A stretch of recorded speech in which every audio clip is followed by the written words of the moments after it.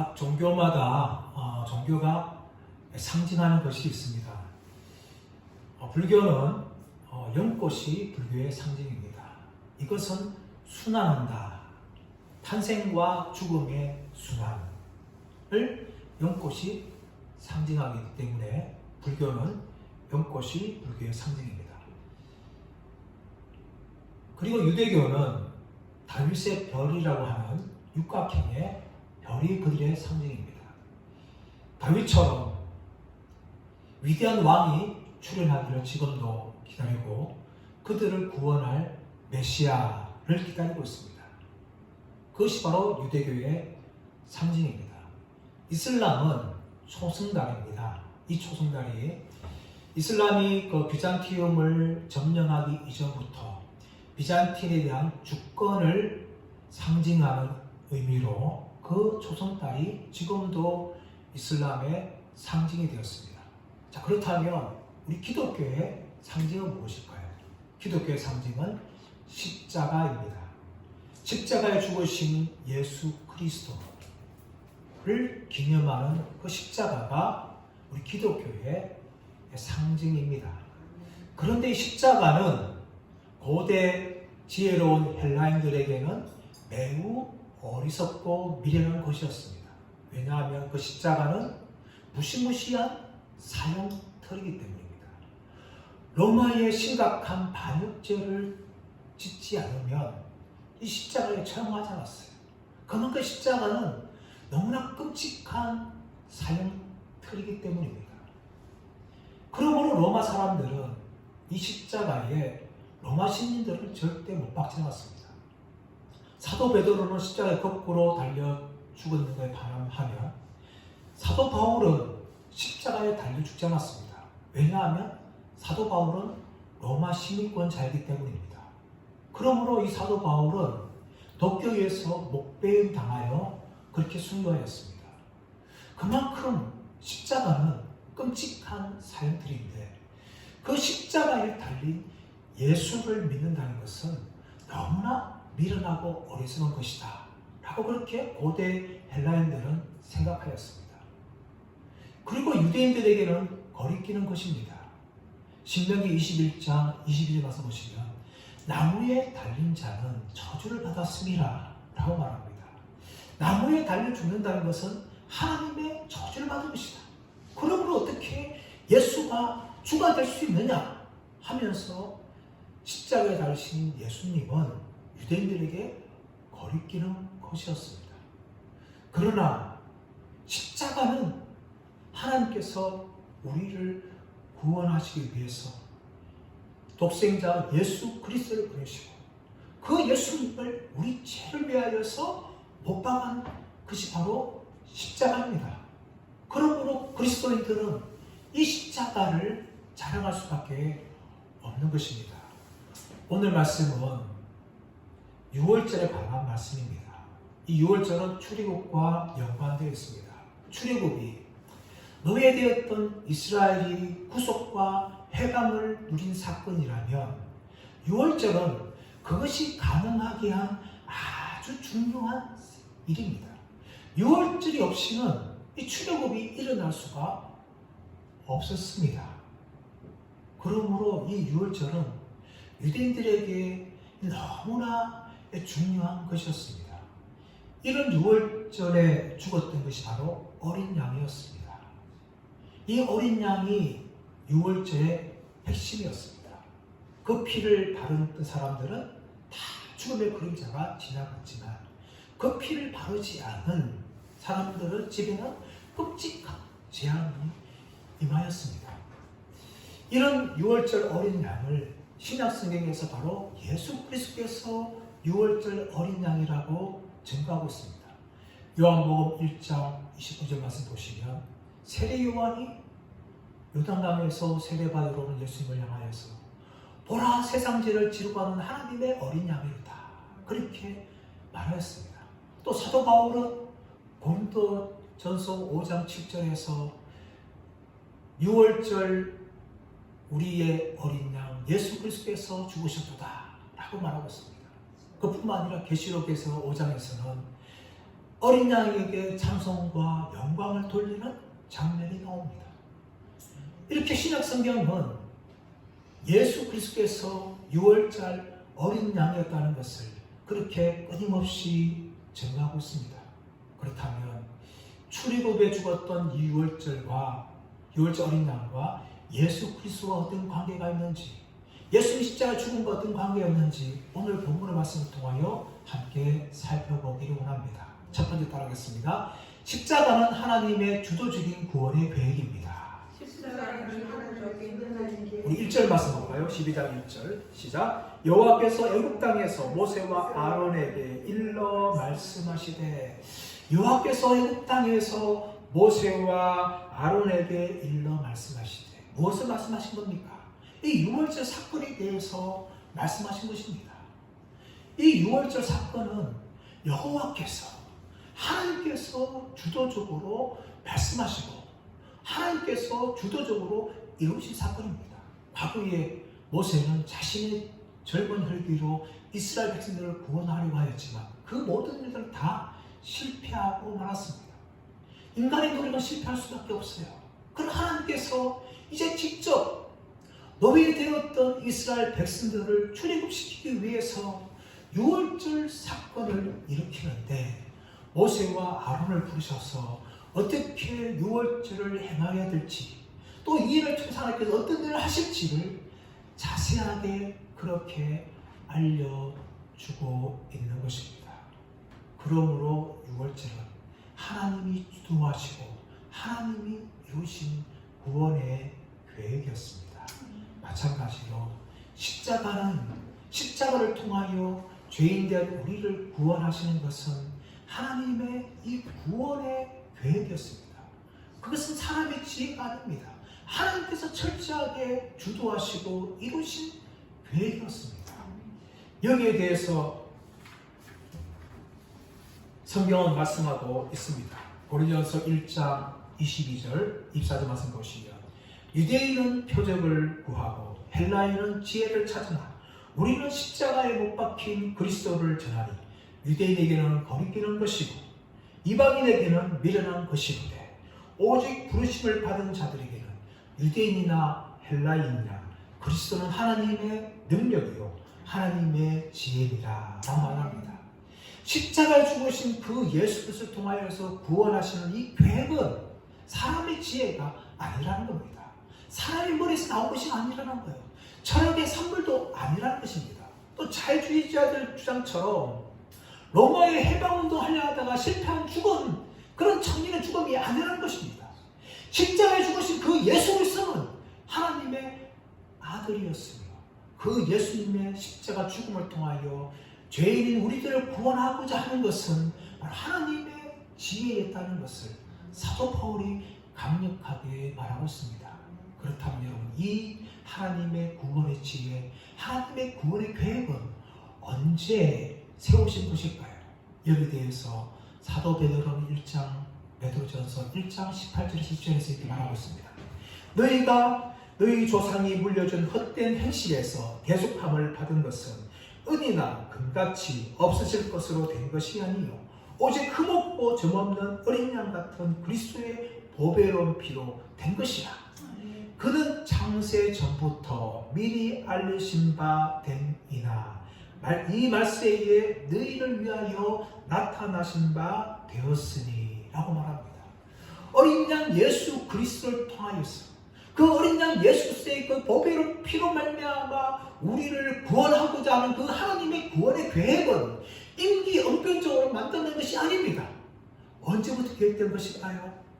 베드로전서 1장 20절 말씀하시는 것처럼 창세 전부터 너희에게 미리 알리신 바 된 자다라고 말합니다. 하나님께서는 창세 전에 이미 이 땅을 만들기 전에 죄인인 우리를 구원하기 위해서 독생자 예수 그리스도를 통하여 십자가 죽으심을 통하여 우리를 구원하실 것을 계획하시다는 것을 사도 베드로는 밝히 증거하고 있는 것입니다. 이것이 바로 십자가입니다. 십자가는 우리를 구원하기 위한 하나님의 구원의 계획이며 지혜라는 것을 우리는 6월절 어린 양 사건을 통하여 우리는 할 수가 있는 것입니다.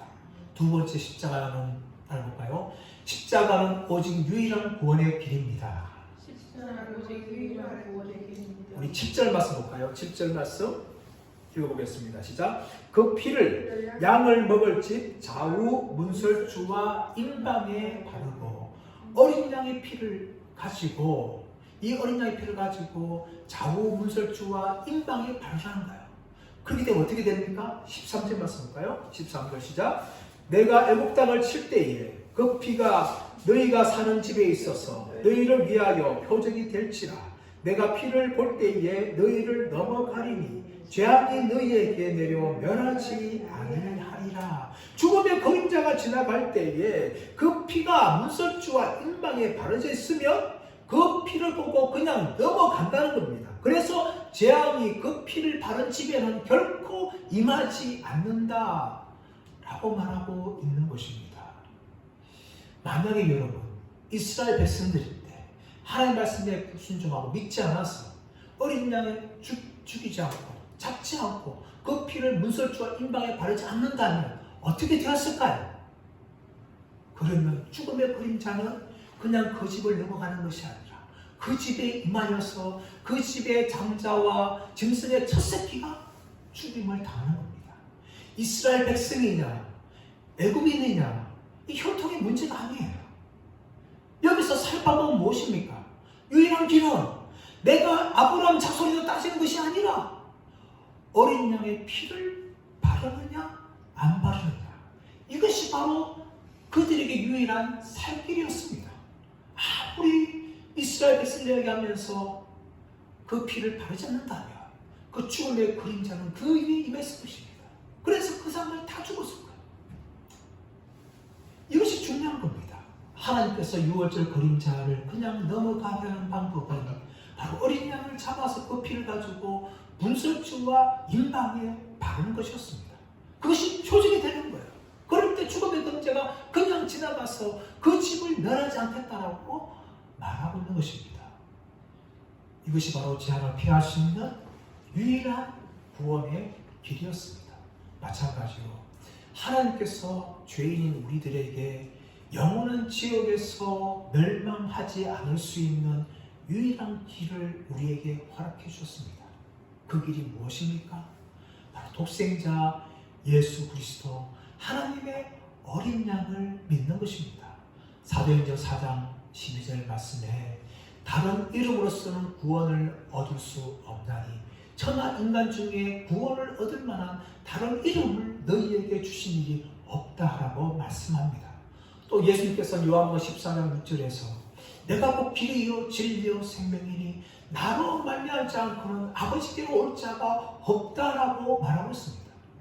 여러분 구원을 얻을 수 있는 유일한 길은 길이요 진리요 생명이신 예수 그리스도를 믿는 것입니다.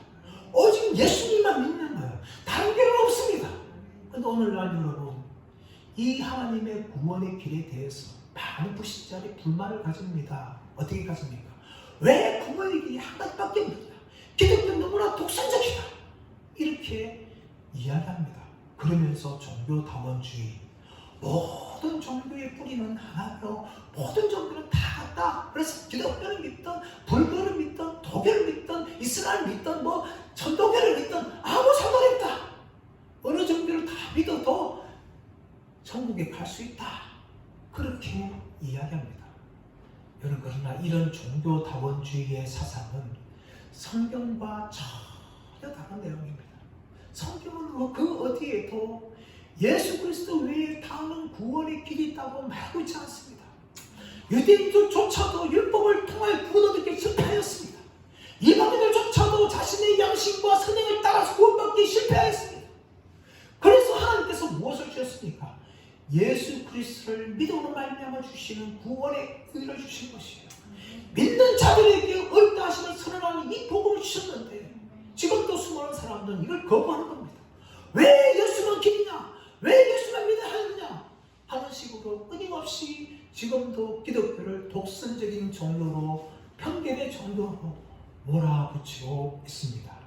여기에 대해서 영국의 유명한 기독교 변증가이자 영문학 교수였던 C.S. 루이스가 이런 말을 하였습니다. 지금 당신이 사망 앞에 있습니다. 당신이 지금 생사의 갈림길에 있어요.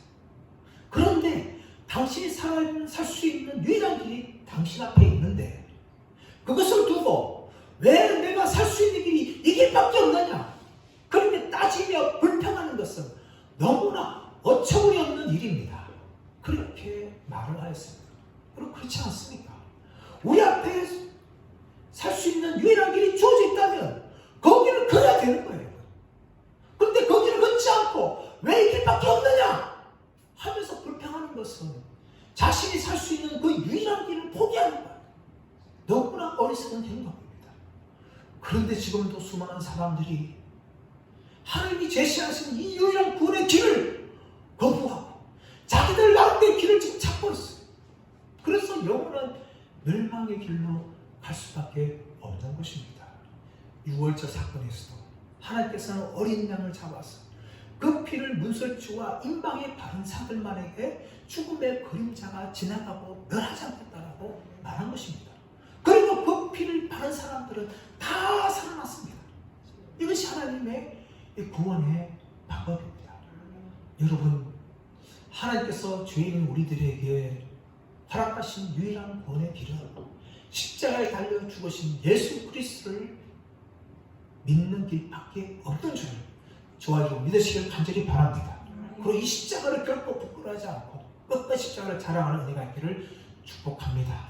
세 번째, 십자가는 거룩한 삶의 출발점이자 새 삶을 살 수 있는 능력이 되는 것입니다. 우리 8절 말씀 보겠습니다. 8절 말씀. 8절 시작.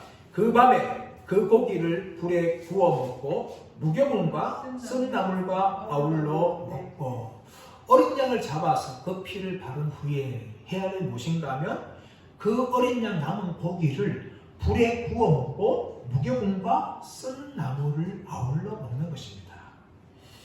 이 무교분은 뭡니까? 누룩을 넣지 않은 빵입니다. 급하게 출발해야 되기 때문에 누룩을 만들어서 그 누룩이 발효돼가지고 빵이 부풀어온 그 밀가루 가지고 만들 시간이 없는 거예요. 그래서 누룩을 넣지 않은 빵을 만들라는 겁니다. 더 나아가서는 쓴 나물을 먹으는 거예요. 이 쓴 나물은 이 이스라엘 백성들이 노예 생활할 때 그 괴로움을 상기시키는 향신료 식물이에요. 그것과 함께 어린 양 고기를 그 밤에 먹으라고 말합니다.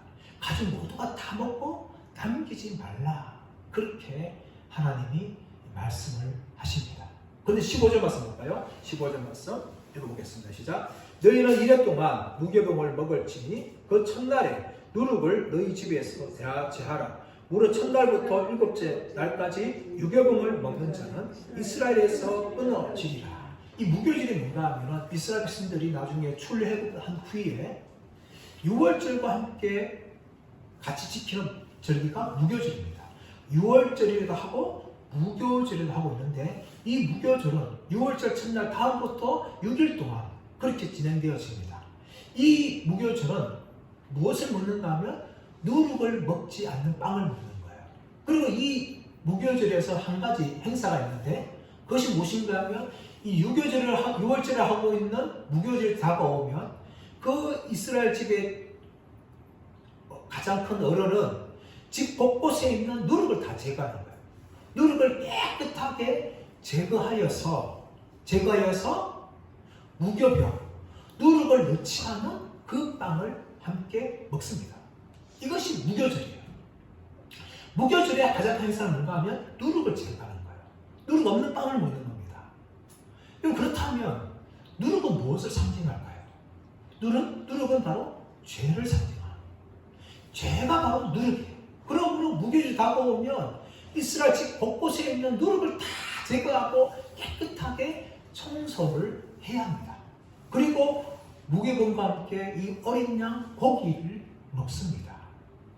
이 어린 양 고기를 먹음을 통하여 이 6월절 보낸 이스라엘 백성들은 이제 광야를 향하여서 출애굽하게 되어집니다. 하나님께서는 이스라엘 백성들에게 광야로 나가기 전에 그들이 배고프지 않도록 지치지 않도록 이 어린 양의 고기를 먹게 하셨습니다. 그 어린 양의 고기를 먹은 이스라엘 백성들은 6월절이 끝난 후에 바로 바로의 명령과 함께 애굽 땅을 나가서 출애굽의 이 놀라운 역사를 경험을 하게 됩니다.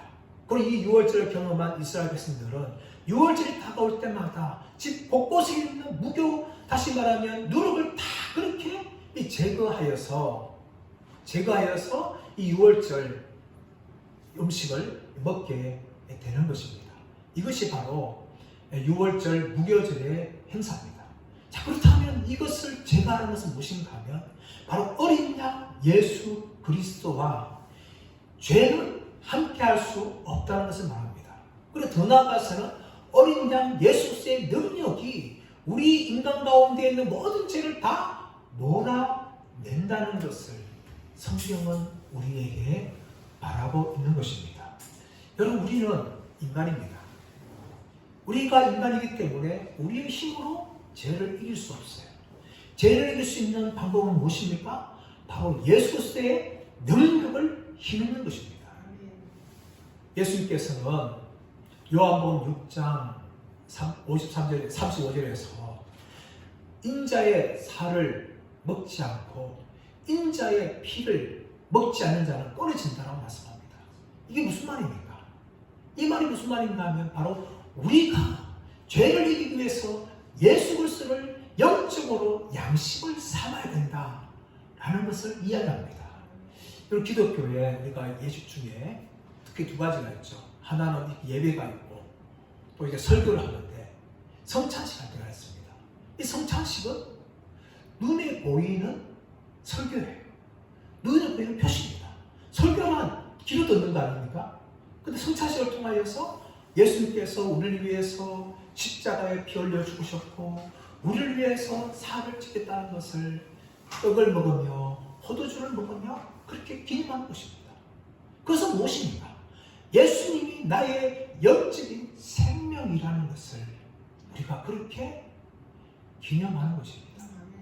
그것이 바로 예수님을 우리의 생명 양식으로 삼는 것입니다. 그 예수님을 생명 양식으로 삼을 때에 우리는 죄를 이길 수가 있는 거예요. 여기서 사도 베드로는 고린도전서 5장 6절 7절에서 이렇게 말합니다. 너희가 잘 아는 것이 옳지 아니하도다. 적은 누룩이 온 덩어리에 퍼지는 것을 알지 못하느냐.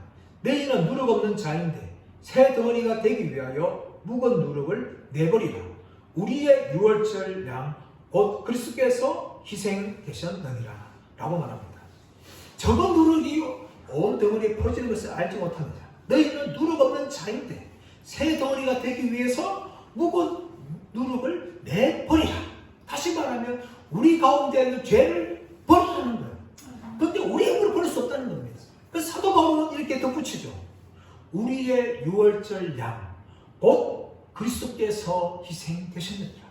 십자가에 죽으신 그 예수 그리스도를 우리가 의지할 때에 우리 안에 있는 이 묵은 누룩 같은 죄들을 이기게 된다는 것을 사도 바울이 말하고 있는 것입니다. 여러분, 이것이 바로 십자가의 능력입니다. 십자가는 우리로 하여금 죄와 싸우게 하고 죄를 이길 수 있는 그 힘을 우리에게 주시는 것입니다. 6월절 어린 양 예수께서 십자가에 죽으신 말미암아 우리의 생명 양식이 되기 때문에 우리가 천국에 들어가는 그날 그 순간까지 우리의 힘으로 싸우는 것이 아니라 예수 그리스도를 의지하여서 우리를 위해서 살찌기시고 우리를 위해서 피 흘리신 예수님을 의지하는 백성들만이 죄를 이길 수 있다는 것을 사도 바울이 말하고 있는 것입니다.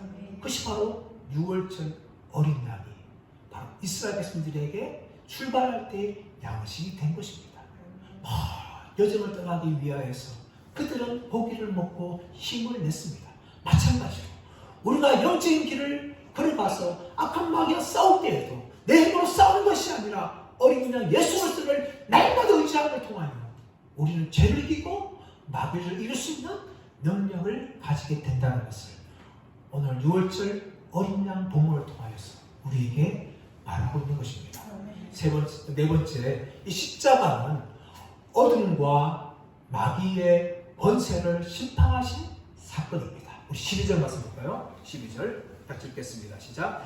내가 그 밤에 애굽 땅에 두루 다니며 사람이나 짐승을 막론하고 애굽 땅에 있는 모든 처음 난 것을 다 치고 애굽의 모든 신을 내가 심판하리라. 나는 여호와니라.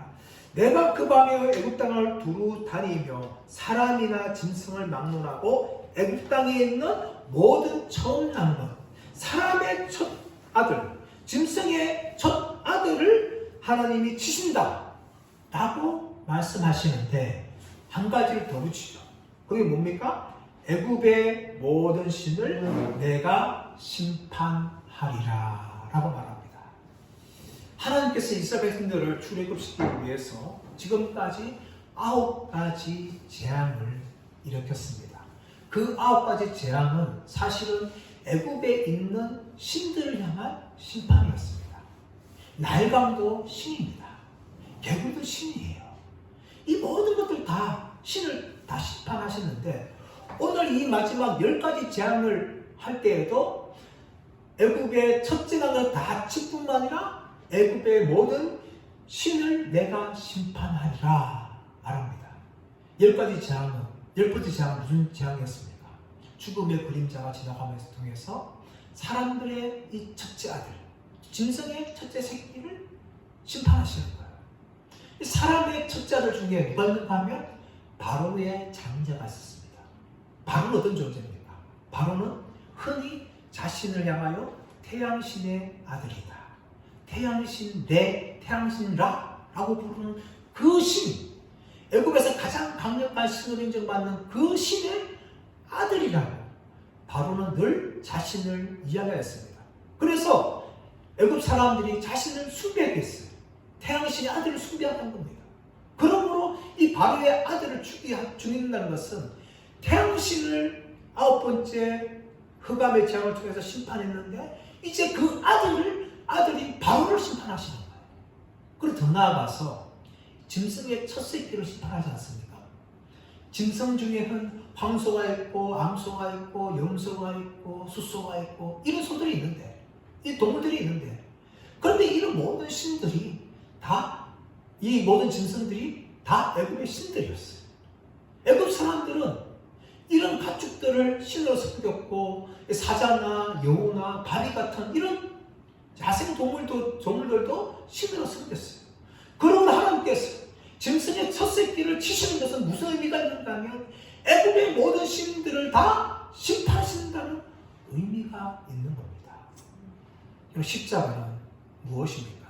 십자가는 예수 그리스도께서 우리의 죄를 대속하신 사건입니다.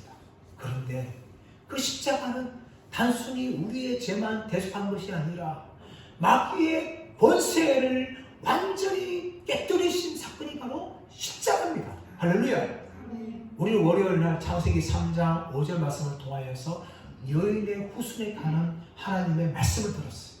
하나님께서 뱀을 심판하시면서 너는 여인의 후손의 발꿈치를 상하게 할 것이고 여인의 후손은 너의 머리를 상하게 할 것이다 라고 말씀하셨는데 그 여인의 후손이 십자가에 죽으심으로 끝난 것이 아니라 부활하셨습니다. 부활하신 말미암아 마귀의 권세, 마귀의 머리를 박살을 내신 거예요. 이것이 바로 십자가의 사건이었습니다. 이 십자가 사건에 대해서 사도 바울은 골로새 2장 15절에서 이렇게 말합니다. 통치자들과 권세들을 무력화하여 드러내어 부경거리로 삼으시고 십자가로 그들을 이기셨느니라. 할렐루야. 어둠의 권세를 가지고 있는 통치자들과 그 권세들을 완전히 무력화해서 드러내셨고 사람들 앞에 구경거리가 되고 조롱거리가 만들면서 십자가로 그들을 승리하셨다는 것을 사도 바울이 선언하고 있습니다. 그러므로 십자가는 단순히 우리의 죄를 대속하신 하나님의 아들을 죽을 뿐만 아니라 더 나아가서 마귀와 어둠의 권세를 완전히 무력하고 그들을 이기신 승리의 사건이라는 것을 성경이 말씀하고 있는 것입니다. 6월절 어린 양의 죽음으로 말미암아 죽음의 그림자가 지나갈 때에 그 피를 발랐던 집은 그냥 넘어가고 그러나 그 피를 바르지 않은 이 애굽의 모든 장자들과 그리고 짐승의 첫 새끼를 하나님이 심판하심을 통하여 애굽의 모든 어둠의 권세를 가졌던 이 신들을 다 심판하였습니다. 마찬가지로 십자가에서 부활하신 예수 그리스도는 마귀와 그 어둠의 권세를 철저하게 깨뜨리셨음을 성경은 우리에게 보여주고 있습니다. 그것을 요한계시록 20장 10절에서 이렇게 말합니다. 또 그들을 미혹하는 마귀가 불과 유황못에 던져지니 거기는 거짐승과 거짓 선자도 있어 세세토록 반납 괴로움을 받으리라. 하나님께서 마귀와 짐승과 거짓 선자들을 세세토록 반납 괴로움 받도록 어디 던집니까? 불과 유황못에 던지신다는 것입니다. 또 20장 14절에서 사망과 음부도 불못에 던져지니 이것은 둘째 사망이라. 죽음의 권세도 다 불못에 던져지는 거예요. 15절 말씀 보시면 누구든지 생명책에 기록되지 못한 자는 불못에 던져지리라. 이 생명책에 기록되지 못한 자가 누굽니까? 마귀의 종이 되어서 예수를 부인하고 조롱하고 끝까지 거역하는 이 어둠의 세력들의 종된 사람들, 그 사람들까지 다 마귀와 함께 불못에 다 던져진다는 것을 이야기하고 있습니다. 이것이 바로 하나님의 최종 승리입니다.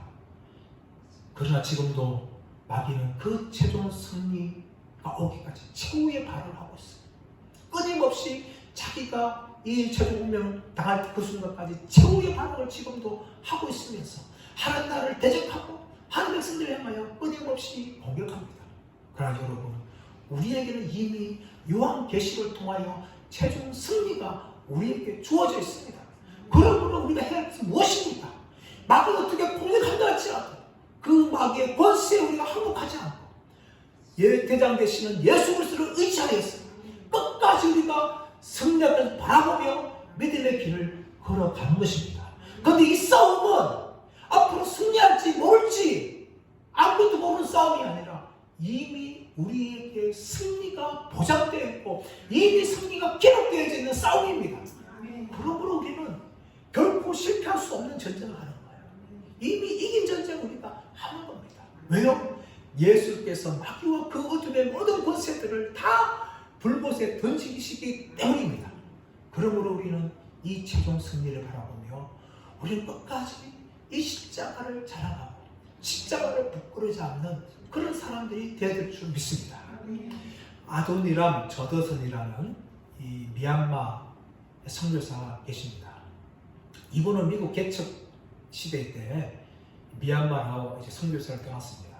그리고 그곳에서 30년 동안 자신의 젊은 시절을 다 보냈습니다.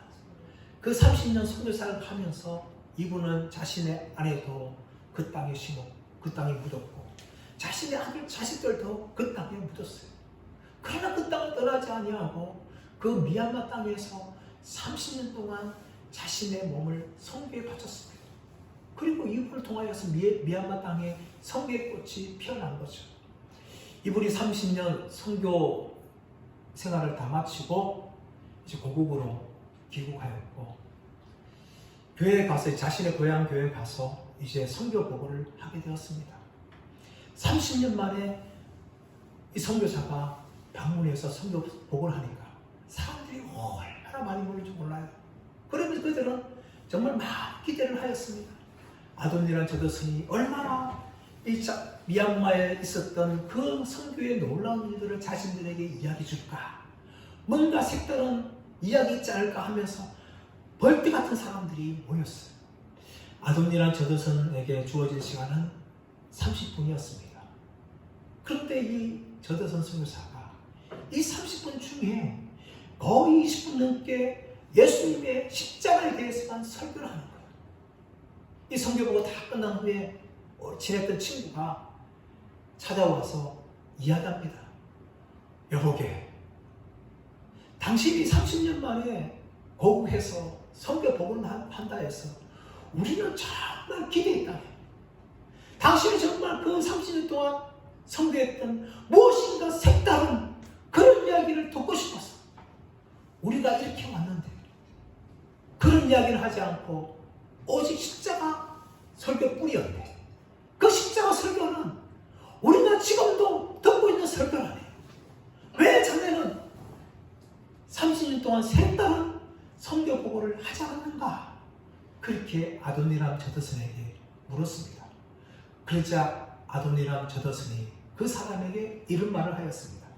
여보게, 예수께서 나를 위해 돌아가셨다는 사랑의 이야기 외에 경이로운 이야기가 또 어디 있을 수 있겠는가? 사랑하는 나의 주님이 나를 위해서 보배로운 피를 흘리심으로 나를 죄악과 하나님의 진노 가운데서 건져내시고 새 생명을 주셨다는 이 십자가의 사랑 이야기 외에 다른 어떤 말이 필요하겠는가? 그것이 바로 새 소식이 아니겠는가? 하면서 그 친구에게 말을 하였습니다. 사랑하는 여러분, 독생자 예수 그리스도 하나님의 아들께서 우리를 사랑해서 십자가에 죽으신 소식, 우리가 평생 들어야 될 새로운 소식인 줄 믿습니다. 다른 소식을 들으려고 교회 오지 마십시오. 교회는 다른 이야기를 듣는 것이 아닙니다. 설교는 다른 내용을 듣는 것이 아닙니다. 오직 우리를 위해서 십자가에 죽으신 피 묻은 예수 그리스도의 십자가, 그 하나님의 아들의 죽음에 대해서 우리는 귀를 기울이고 평생 동안 우리가 들어야 될 하나님의 사랑의 이야기인 줄 믿습니다. 그 십자가를 붙들고 나아가기를 원합니다. 십자가는 하나님께서 주도하신 창세전부터 계획하신 구원의 계획이었으며, 십자가는 유일한 구원의 길입니다. 또 십자가는 거룩한 삶을 시작하는 출발점이자 능력의 삶을 살아가는 근원입니다. 그리고 십자가는 마귀와 어둠의 권세를 정복하신 승리의 사건입니다. 이 십자가의 사랑에 위해 우리가 들을 것은 아무도 없습니다. 우리가 사랑해야 될 것은 오직 예수 그리스도의 십자가 이야기인 줄 믿습니다. 저와 여러분 평생에 이 십자가 예수 그리스도를 사랑하면서 평생 사랑하며 평생 들으며 평생 증거하면서 살아가시는 저와 여러분들 되시기를 예수님의 이름으로 축원합니다.